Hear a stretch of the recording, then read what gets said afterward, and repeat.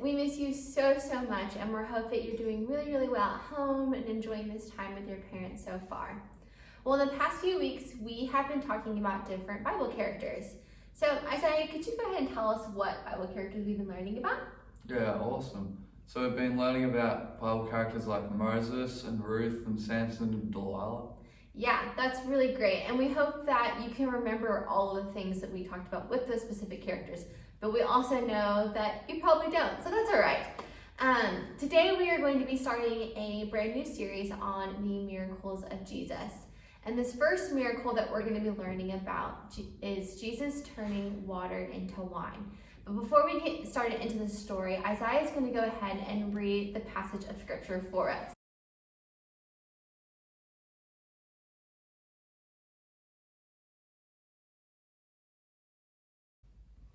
All right. On the third day there was a wedding at Cana in Galilee, and the mother of Jesus was there. Jesus also was invited to the wedding with his disciples.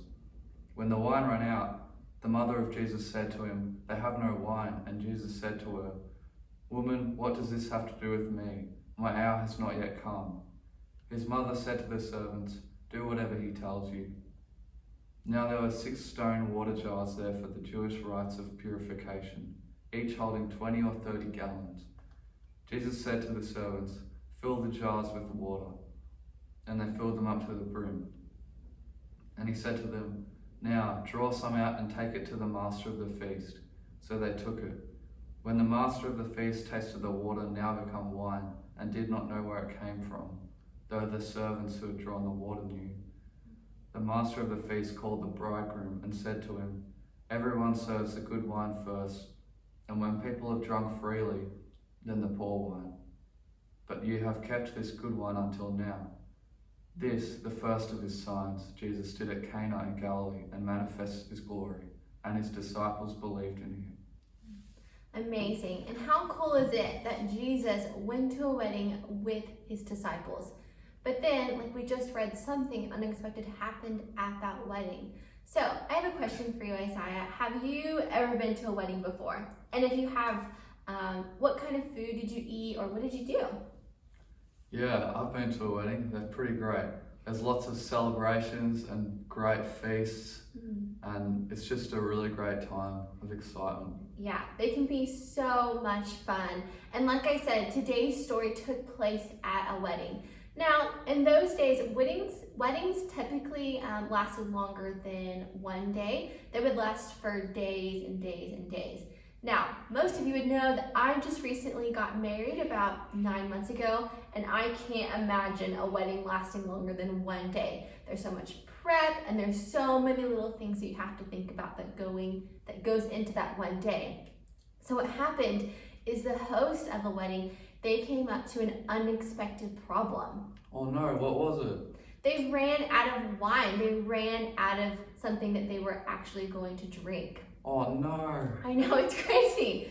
So the problem here is because they didn't have anything to go with their food. They didn't have any drink to go with their food. It's like you're going to a party and they didn't have any food at the party. Oh no, so what happened next? Well, Mary went up to Jesus. Now, pause here. We know that Mary is the mother of Jesus. So she went up to her son and she said, "Jesus, we just ran out of wine. Can you please help us?" And we see here that Mary is asking Jesus because she has faith. She believes that her son, Jesus, he can do all things. She had faith in him. So, Isaiah, what do you think faith means? I think faith means that you trust in God to provide all of your needs. Yeah, that's really good. She had faith that Jesus was going to provide the wine. Now, could you read verses 4 to 5 for us again? Sure. And Jesus said to her, "Woman, what does this have to do with me? My hour has not yet come." His mother said to the servants, "Do whatever he tells you." And what happened next? Now there were 6 stone water jars there for the Jewish rites of purification, each holding 20 or 30 gallons. Jesus said to the servants, "Fill the jars with water."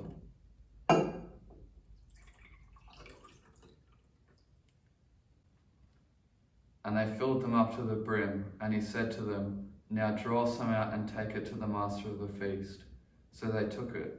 When the master of the feast tasted the water now become wine. Whoa! Whoa! Oh my Whoa. goodness! How did that turn into wine? Whoa! That is That's crazy. amazing.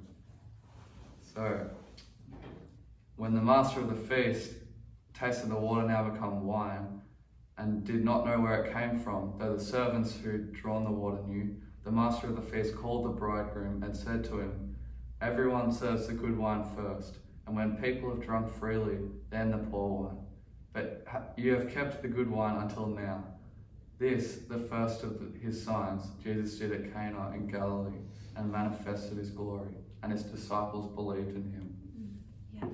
So this is what we call the first miracle of Jesus. Jesus turning water into wine.